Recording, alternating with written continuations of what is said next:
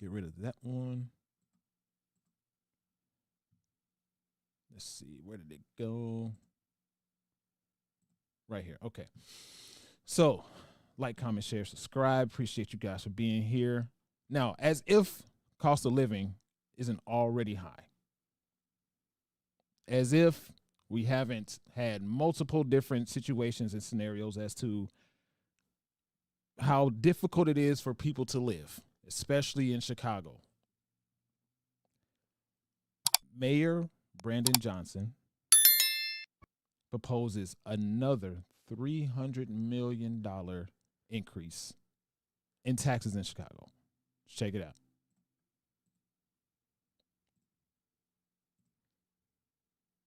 Are still digesting the city's big budget announcement less than 24 hours ago. So it's fair to say people are still digesting the city's financial problems as well as the proposed solutions along with breakfast this morning. Austin Berg, Vice President of Marketing for the Illinois Policy Institute, is here to help us make sense of where we are and what this could mean for our pocketbooks from here. So we want to thank you for your time. Of course. Glad to be here. Let's go right into this. The rumors were true that after a full campaign of saying that we wouldn't have property tax increases, that wasn't on the table, here we are in year 2 of a budget. 2025 budget includes a $300 million increase. And I'm sure it couldn't have been an easy decision.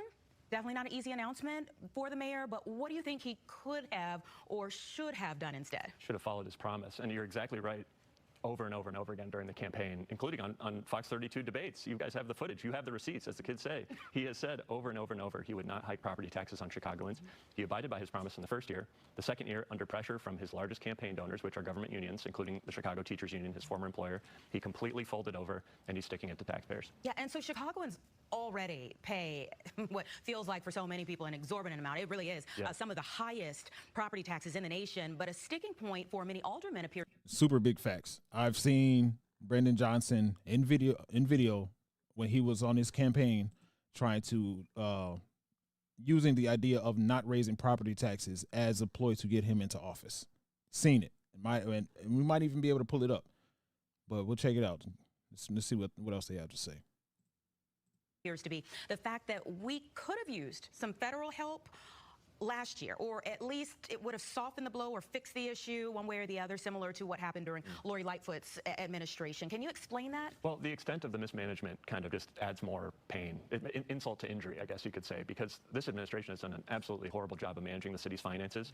The real reason that this budget crunch is happening is because of something we all knew 2 years ago, which is that the federal money from COVID was going to run out. That was not an infinite piggy bank from which we could draw. Yeah. But yet, with that money, instead of shoring up our finances, the city went on a hiring spree. Chicago Public Schools went on a hiring spree at the encouragement, again, of these same government unions, including the Chicago Teachers Union, Brandon Johnson's largest campaign funder.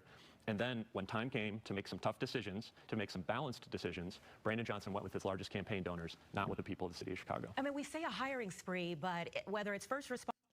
I think it's one thing I think about, and I'm learning to read in between the lines of what politicians say and how they speak. I'm learning to read in between the lines of their words. And I'm noticing that if you really connect the dots for all of the things that Brandon Johnson in particular says, if you notice,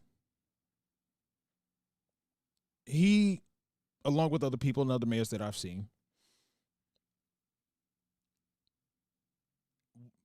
how do I say this? Let me make sure I have this right. So we have Chicago's a sanctuary city, and these immigrants come to Chicago and they give them all of these legalities and all of these special privileges. And one of the things they do is they give them citizenship in Chicago.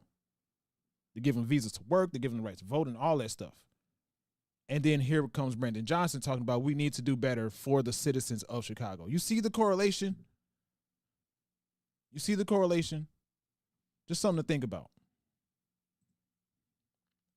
responders, or even a lot of schools. I mean, we just had the story the other day about so many schools not even having a librarian. I mean, hiring's free, but there are so many positions that are not filled right now. Well, Chicago's school budget is just crazy. We have so much money that's going really to empty buildings, and we're funding buildings, not students. And so I have a hard time with these arguments, especially from the CTU, saying we need a librarian, we need a librarian, we need a librarian. Of course, we need to be able to provide kids the resources that they need to learn. But Chicago is spending $30,000 per student per year. If you were, or I sent our kid to a private school, $30K could buy some pretty good private schooling, right? So that means the money really isn't making it to the classroom. It's being cut up at every step of the way by government unions that are not interested in the outcomes of our students. They're interested in their own bottom lines. And guess what? They have a right to advocate for that, but it doesn't mean that the mayor should always side with his campaign donors. Absolutely true. So your organization believes this proposed budget could cost the city in more ways than just higher property taxes. Where else do you feel like this proposal could affect the city the most? Wow. I mean, you think about the exodus of people from the city of Chicago. We are a city that is not growing as fast as our peers. From 1870 to 1900, Chicago was not only the fastest growing city in Illinois or the Midwest or America, it was the fastest growing city in the history of the world. We are a long way from that, but we can get back to it if we get back to some common sense budgeting, start to lower taxes, attract business, and attract investment. If we keep sticking it to homeowners and politicians refuse to make tough decisions with their campaign donors, it's going to continue that sort of slow shrinkage of Chicago. I have a question about you to you guys in the stream, and I already know the answer to it, but I'm going somewhere with this. Yay or nay? Do you think politicians, generally speaking, maybe not all, but generally speaking, politicians say whatever they need to say to get into office, and then turn around and do their own thing? And once they get in office, their true intentions come up, and you see the reflection of that in the legislation that they pass. Do you think so? I think so. And I say that to say because one of the things that Be Humble actually mentioned it, and he'll be better at explaining it. But I think it was, oh my goodness, it was CR. What was it? Be Humble CR. Something. Oh man. Be Humble. What was it? CR. Continued resolution. Was it continued resolution? Basically, what continued resolution was, as he explained it, if I remember it right, was instead of making out, continual resolution. Thank you.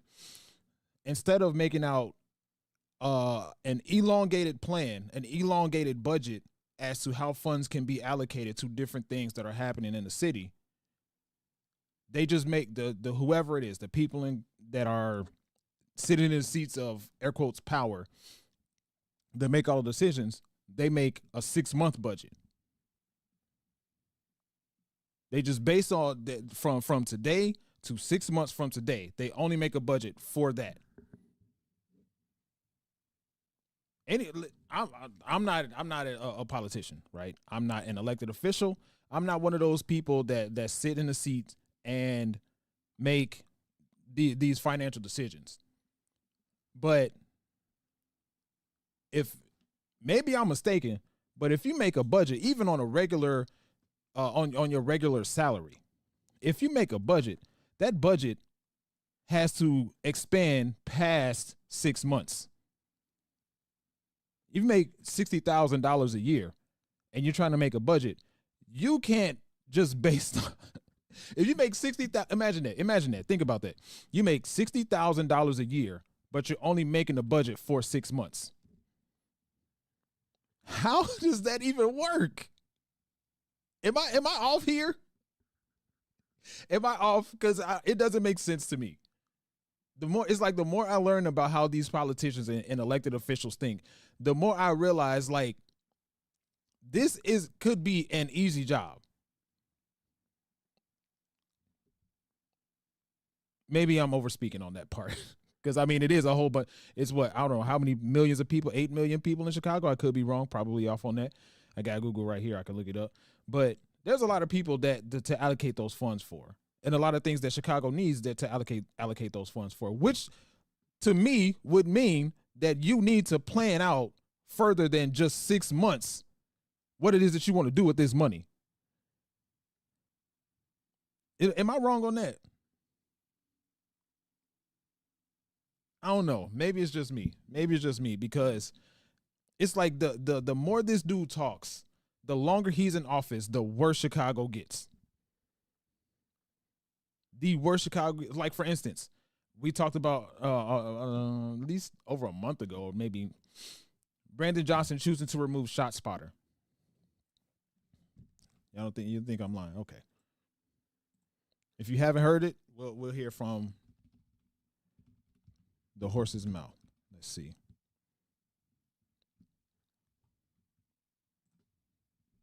We'll let Brandon Johnson explain it himself.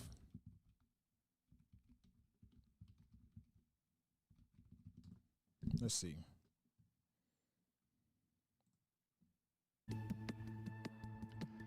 We want to get back to our top local story. Chicago aldermen trying to save the gunfire detection system ShotSpotter before its contract expires this weekend. WGN's Eric Rung is live at City Hall with more on the ShotSpotter debate. Eric? Appreciate you, Nish. Well, good Thanks morning. for stopping City by. Council members believe that they still have a few moves left to force Mayor Brandon Johnson to keep the gunshot detection system up and running here in Chicago, including taking him and his administration to court. Now, the mayor, for his part, has shown no signs of reversing his decision.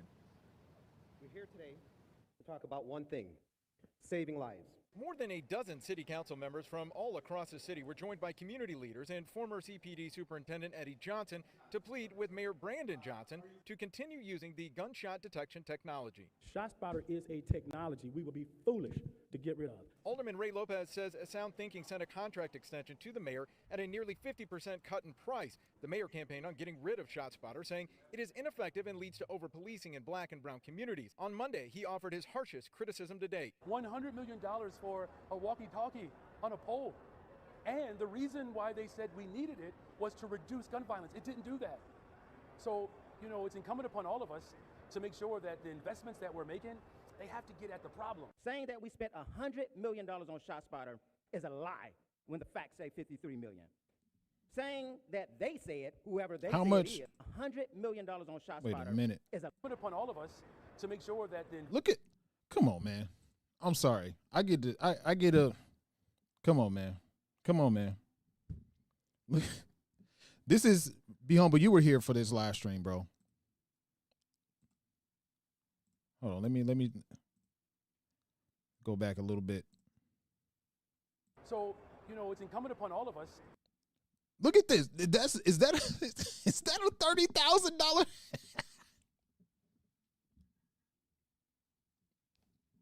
Is that a $30,000 haircut to you? $30,000 a year? How about, I don't know. I wish I was able to get more information about this, because I'm still curious about how $30,000 a year on these mohawks that he gets makes sense for anything. If look, listen to this. If he's paying $30,000, he can't even budget a price for a haircut. Does that make sense? He thinks it's acceptable to pay $30,000 a year for a haircut. Haircuts on average, from what last I heard, like $40, right? $40. Even if you get your own stylist, your own barber, and you pay them, they normally charge $100, and just for the haircut, and they fix up your face, maybe that's another $20, $30. That's $60, $70 for everything. Even if you get them $150, just because you have a higher budget now, just like Ma was saying earlier, you have more money, you spend more money. That's just what's going to happen with the absolute majority of people. You have more money, you're going to spend more money.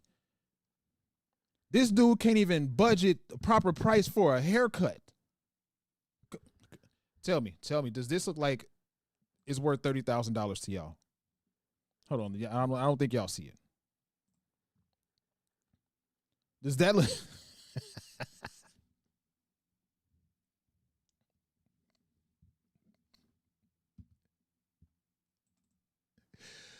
Hold on, to make sure man. that the investments that we're making, they have to get at the problem. Saying that we spent $100 million on ShotSpotter is a lie when the facts say $53 million. saying that they said, whoever they say it is, that ShotSpotter will reduce crime by 50% is a lie. B almost said that's messed up to zoom in. I'm just saying, bro. Yes or no? Does that look like a $30,000 haircut, though? Come on, man. Never heard anyone say that. The mayor ended the contract with Sound Thinking last February. It's set to go. So, fact. Well, not fact, but according to what this man just said, I didn't catch his name. According to what he just said. Contract with Sound Thinking last February. It's set to go off. Crime by 50% is a saying that they said, whoever they say it is, that ShotSpotter will reduce crime by 50% is a lie. I never heard anyone say that. The mayor ended the contract. He said a few seconds ago. Let me go back. Saying that we spent $100 million on ShotSpotter is a lie when the facts say $53 million. So, just off of those two numbers right there, either it's $100 million or $53 million. Either way, he's trying to increase property taxes by $300 million. ShotSpotter alone, let's just say on the low end, according to what this guy just said, is $53 million a year. If you take away ShotSpotter, that means you have another $53 million a year. Am I wrong? Am I off with this, yo? Am I off? Because I know when you're creating a budget, you look at all of the things that you're spending money on, and you trim the fat of things that you can really cut out that aren't necessities. If you ask me, with the reputation that Chicago has, ShotSpotter seems like it's something that's beneficial. Somebody's going to listen to this and not know what ShotSpotter is. ShotSpotter is basically a sound detection technology where if a gunshot goes off, it triangulates where the gunshot came from, so it helps the police figure out where to go to triangulate where the shot happened. If you remove $53 million from your budget, then that means you should have an extra $53 million. Even if it's 100 million, because everybody likes to inflate numbers, to inflate or deflate numbers according to whatever narrative they're trying to push. So Brandon Johnson said 100 million, the guy said 53 million. Either way, it said okay. Be Humble said agreed. Thank you, because I'm like, it's just not making sense to me, man. Why are you? Brandon Johnson, while you're proposing an increase in property taxes for the Chicago people, why are you still allowing these migrants to be here? I'm sorry, let me say the word properly. These illegal immigrants to be here. Because I don't know, maybe it's just me, but it seems like, at least in Chicago, the cost of living, taxes, everything went up ever since these people started flooding in here. It was going up gradually, of course. Chicago is one of let me see. We can look at this all together. Check it out.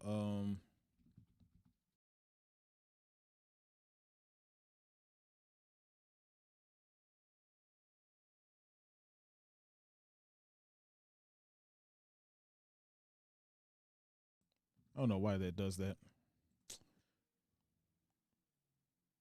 All right, let's check it out. Let's check this list out.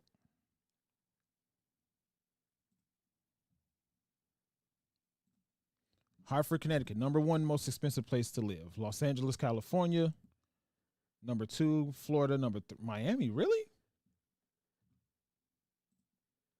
I wouldn't have guessed that. Miami, Florida. New Haven, Connecticut.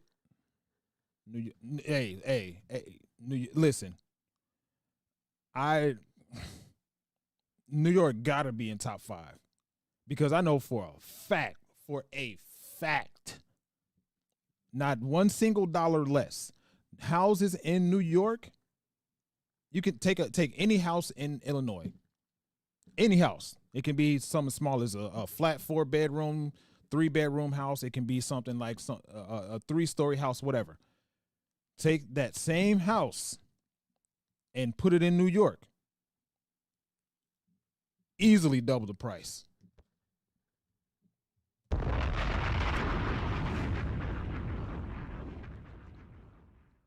easily double the price. If it's 400,000 in Illinois, it's at least 800,000 in New York. I'm not even joking, because I've been in New York. I've seen it.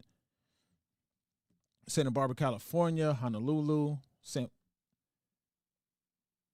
these ain't even California. Look at this, California.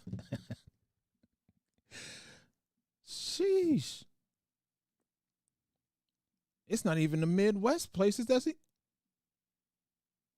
Okay, we number 25. I was about to say, sheesh, are we even on here? Oh, number 23. Sheesh, where I get 25 from? 23, number 23 on this list. Anyway, let's check this. Let's check something else out. Let's see.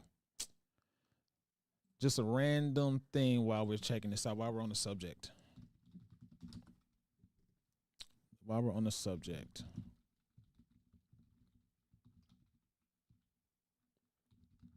In Chicago.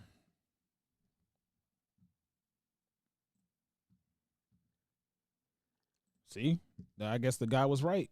According to the quick Googles, the cost of Chicago ShotSpotter system was over $53 million since 2018. The city's original contract with ShotSpotter was $33 million for 3 years. The contract was extended multiple times, including a 2-year extension in 2021 and a 9-month extension in 2024. Why did it get shorter with each contract that was signed?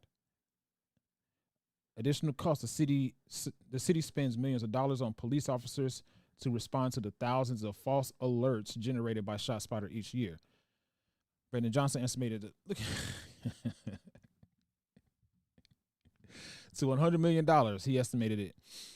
Chicago would not renew the contract with ShotSpotter after the summer of 2024. The city has launched a process to find a replacement for ShotSpotter, but some say that the process could take over a year. Here it is, the definition for people who are going to watch the playback. ShotSpotter is a gunfire detection system that alerts police to gunshots. Some say the system is unreliable and susceptible to human error, while others say it helps police respond to shootings.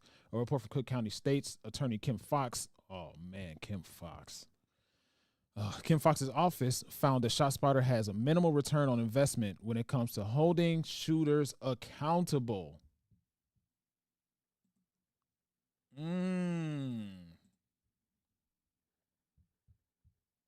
That's interesting. That sounds like a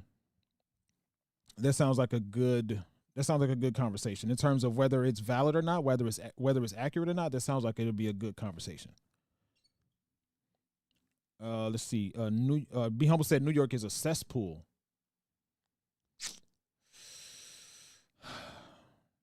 Don't get me started on New York, bro.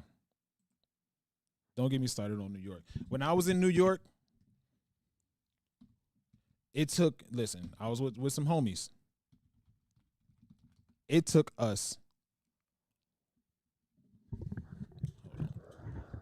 1 hour to go 1 mile. You hear that? 1 hour to go 1 mile. It was terrible. Listen, if you're gonna travel in New York, you better do it at nighttime, or you better do it on the subway and watch your surroundings, because it was bad. It was bad. And I was the one trying to be patient in the car, like, oh, okay, we got it. The whole time in my head, I'm like, this is absolute nonsense. Oh man,